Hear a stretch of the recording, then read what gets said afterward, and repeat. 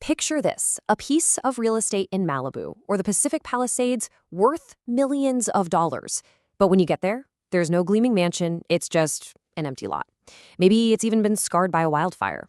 So today, we're going to dive into the fascinating and really unique strategy behind selling this invisible product, the hidden, incredible potential of empty land.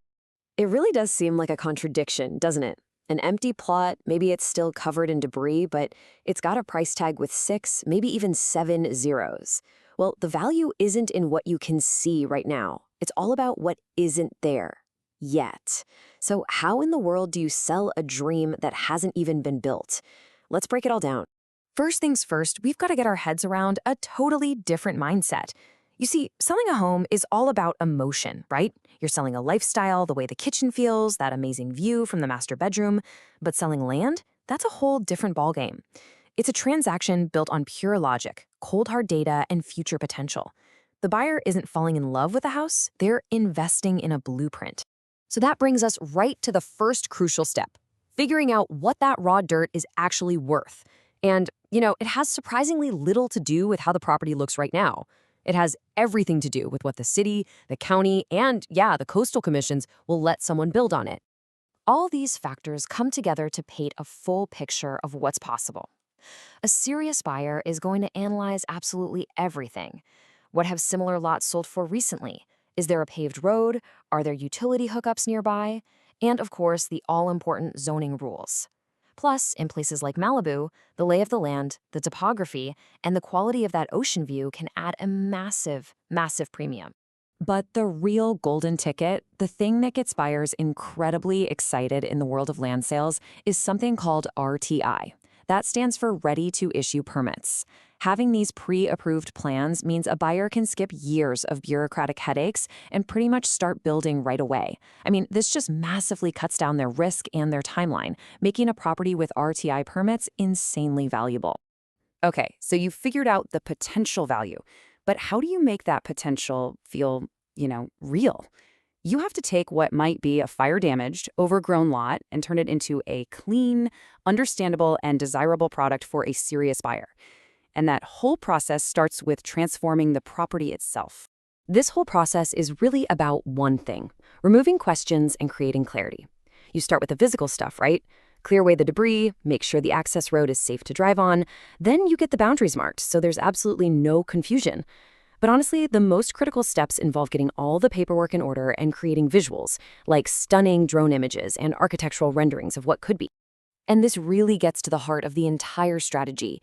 Every single thing you do, from grading a road to providing a drone photo, is designed for one purpose: to help a developer or a family see past the empty dirt and truly visualize the finished, multi-million-dollar home that could be standing right there.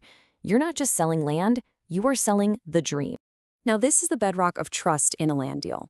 A serious buyer needs proof. They need up-to-date surveys, they need geological reports that confirm the soil is stable, and for burned lots, which is becoming more and more common, they need official clearances from environmental health agencies. Having this whole data room ready to go just shows you're a serious professional seller. All right, so the product is ready now. How do you market something people can't really see or touch in the way they're used to? You can't just hold an open house on an empty lot. It takes a really targeted, almost surgical strategy to find that very specific, and let's be honest, very small pool of potential buyers. The audience for this kind of property is super specific. For the most part, you're talking about professional developers and investors who already know the game and are just looking for their next project. But then you also have this smaller slice of architects and end users, the individuals who want to build their absolute once-in-a-lifetime dream home and are willing to navigate all the complexities to make it happen. So to reach these different buyers, you have to speak their language on the channels they're already on. For the big developers, you'll list on commercial sites like LoopNet using keywords they search for, like LA development site. For local investors, maybe a print ad still works. And for that person dreaming of a custom home, you hit them with targeted Google and social media ads, using phrases like Malibu land for sale.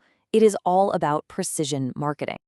So we've found a buyer, a price has been agreed on, but the journey is not over, not by a long shot. In fact, the most complicated part is often just getting started, navigating the absolute maze of legal disclosures and regulations, especially for a piece of land with a complicated history.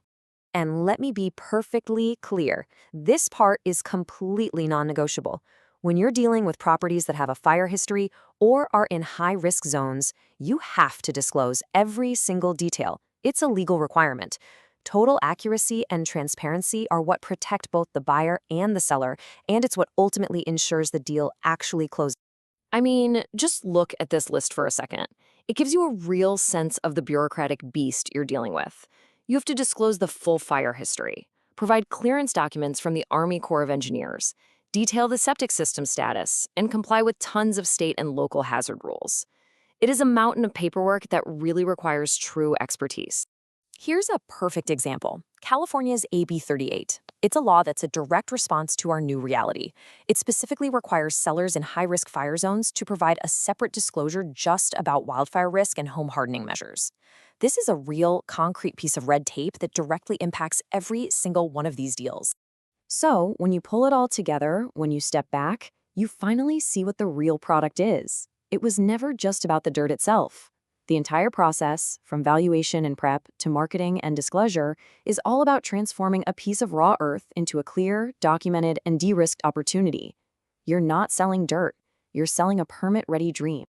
You know, this whole process, which was really born out of necessity in places like Malibu, might just be a preview of the future of real estate everywhere. It shows that as environmental risks get more and more serious, the value of land might become less about the view and more about the quality of the data, the strength of the permits, and the transparency of its history. It really leaves us with a big question. As our world keeps changing, how are we going to define the value of the ground right under our feet?